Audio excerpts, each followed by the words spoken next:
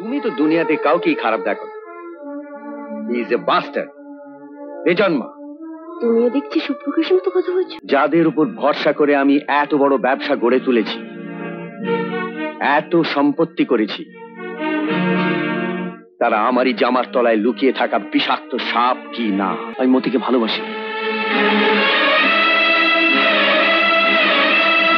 এবং মতি আমার সন্তানের মা। এত বড় নির্লজ্জ বেহায়া আমার সামনে দাঁড়িয়ে কথা বলতে পারছো? चाहे कहीं मुझे जंगली कहे, कहने दो जी कहता रहे, मैं प्यार के तूफान में गिरा, मैं क्या करूं?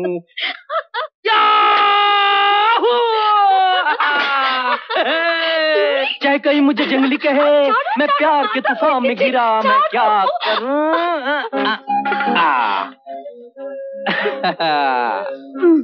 ইতদিনে আসার সময় হলো বাবু।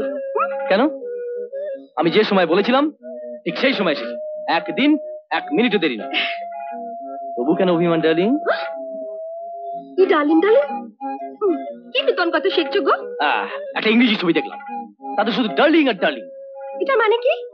মানে মানে হলো প্রিয়তমা। মানে মানে মানে হৃদয়েশ্বরী। মানে মানে মানে রানী। মানে তুমি আমার সব। ছোট বাবু যে কখন এলি? তুমি ঘুম থেকে ওঠার আগে।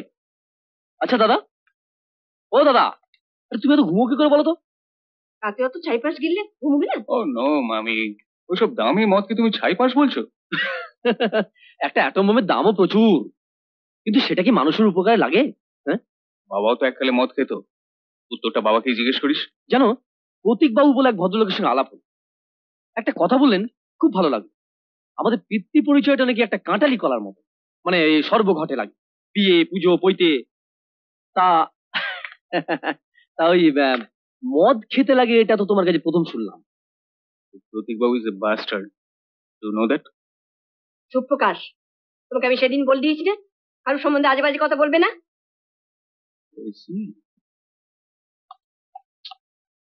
চল চল চলো মামনি, চান টান করে নে। হ্যাঁ, আমি খাবার ব্যবস্থা করছি। রানু, কে সুনন্দা? আয়। পিয়নটা আজও চলে গেল। প্রতীকের কোনো চিঠি আসেনি। সে পৌঁছে একটা চিঠি দিয়েছিল, ব্যাস। কাজে কমে ব্যস্ত আছে হয়তো। অত চিন্তা করছিস কেন? ওর আসবারও তো সময় হয়ে এলো। হ্যাঁ, 25 দিন হয়ে গেল। বলেছিল তাড়াতাড়ি ফিরবে। তুই বস, আমি হাঁড়িতে একটু জল দিয়ে আসি, ভাতটা ধরে যাবে।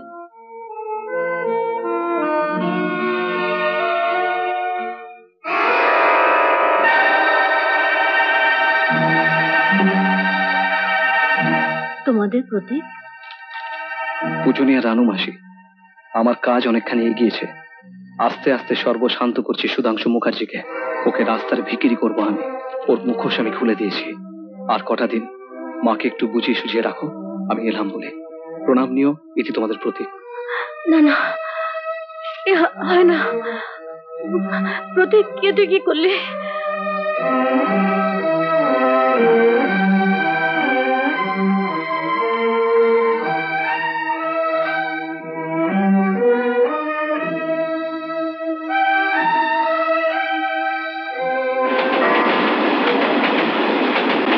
তুমি তো দুনিয়াতে কাউকেই খারাপ দেখো।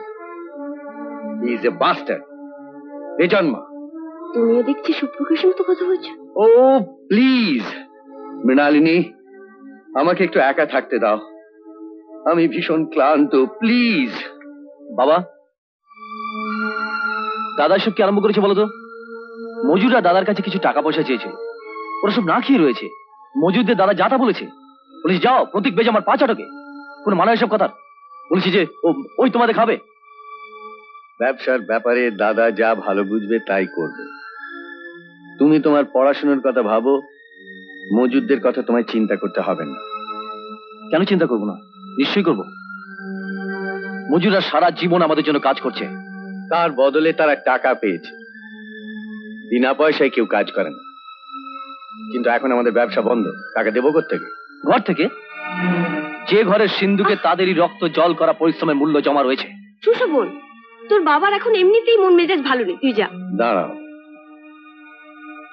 এর আগে কোনোদিন আমি তোমাকে আমার সামনে এরকম মাথা উঁচু করে বুক ফুলিয়ে কথা বলতে শুনিনি বা দেখিনি। আজই প্রথম। তাই আমি জানতে চাইছি, এইসব কথাবার্তা শিখলে কোত্থেকে? হঠাৎ এই পরিবর্তন এলো কোথা থেকে? আমি জানি ড্যাডি, ওর এই পরিবর্তনের কারণ আর কোথা থেকেই বা এইসব কথাবার্তা শিখেছে। আজকাল প্রতীক বেজম্মার সঙ্গে ওনার খুব ভাব ভালোবাসা হয়েছে। চুপ প্রকাশ। তুমি একটু চুপ করো মৃণালিনী। একটা কথা আমার জানা দরকার, যাদের উপর ভরসা করে আমি এত বড় ব্যবসা গড়ে তুলেছি, এত সম্পত্তি করেছি, তারা আমারই জামার তলায় লুকিয়ে থাকা বিষাক্ত সাপ কি না, আমারই অজান্তে কোনোদিন আমাকেই ছোবল মারবে কি না। মিস্টার সুশোভন মুখার্জি, আমার মজুদদের কি দেয়া উচিত বা না উচিত তা নিশ্চয়ই তোমার কাছ থেকে কিংবা অন্য কারো কাছ থেকে আমাকে শিখতে হবে না। অতএব ভবিষ্যতে আমার কাজের কোনো ব্যাপারে তুমি আমাকে উপদেশ না দিলেই আমি খুশি হব। বামুন ঠাকুর যা রান্না করে দেবে তাই আমাকে খেতে হবে? সে পাঠশালা আমি পড়িনি বাবা, কারণ খেতে তো আমাকেই হবে। আর মুখ বুঝে ছাই পাশ খাওয়ার ছেলে আমি নই, কারণ তোমার ভুলের প্রায়শ্চিত্ত হয়তো আমাদেরই করতে হবে, হয়তো তাই করছি।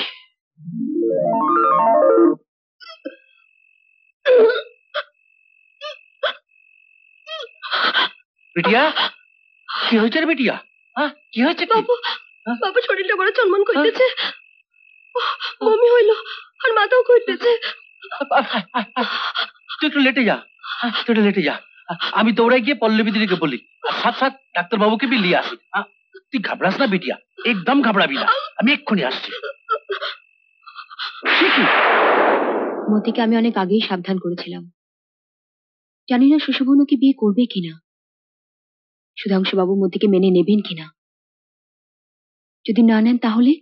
আমার জীবনে কোনো যদি নেই পল্লবী, হয় হ্যাঁ নয় না। হ্যাঁ হলে ভালো, আর যদি না হয় তাহলে সুধাংশু মুখার্জির বাড়ি ঘর আমি সব আগুনে জ্বালিয়ে ছাড়খাড় করে দেবো। মৃণালিনী, তুমি আমার এখানে? সুশোভনকে ডাকুন। সুশোভন? কেন বাবা, কি ব্যাপার? আরে প্রতীকদা, তুমি? সুশোভন, তুমি আমার সঙ্গে এক্ষুনি বস্তিতে চলো। কেন? সবাই মতির বদনাম করার আগে তুমি সবার সামনে দাঁড়িয়ে বলবে তুমি তাকে ভালোবাসো আর তাকে বিয়ে করবে। হোয়াট? মতিকে বিয়ে? আগে হ্যাঁ, যাকে ও ভালোবাসে, যে ওর সন্তানের মা হতে চলেছে, তাকে বিয়ে করবে না? কি সুশোভন? ইম্পসিবল। আমার ছেলে কখনো ওরকম একটা বস্তির মেয়েকে বিয়ে করতে পারে না। ভালোবাসতে পারে অথচ বিয়ে করতে পারে না, তার মানে আর একটা প্রতীক বেজম্মা জন্মাবে এই জঙ্গলে, তাই না? প্রতীক, প্রতীক তুমি এখন যাও বাবা, ওর শরীরটা ভালো নেই, প্রেশারটাও বেড়েছে, ডাক্তারবাবু বলেছেন যে।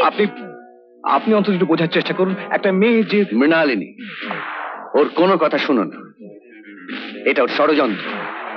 তাই সুশোভনের নামে মিথ্যে? না না বাবা, মিথ্যে নয়। আমি মতিকে ভালোবাসি, এবং মতি আমার সন্তানের মা।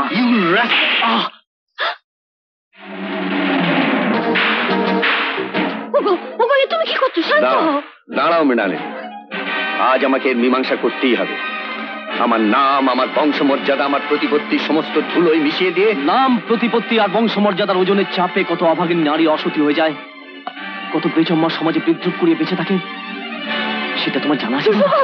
না, আমার জানা নেই, কারণ আমি তোমার এই আদর্শ, তোমার আইডিয়াল প্রতীকের মতন বেজন মানুষ না নন, কারণ আপনারাই তো বেজম্মা সৃষ্টি করে থাকেন।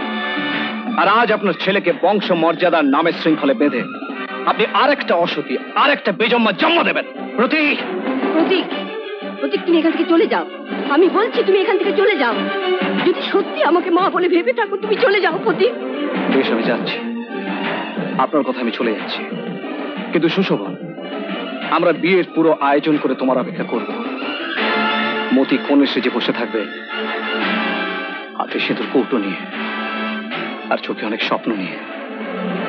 তুমি যদি না আসো তাহলে ওই সাজেই ওকে আমি চিতায় জ্বালিয়ে দেবো।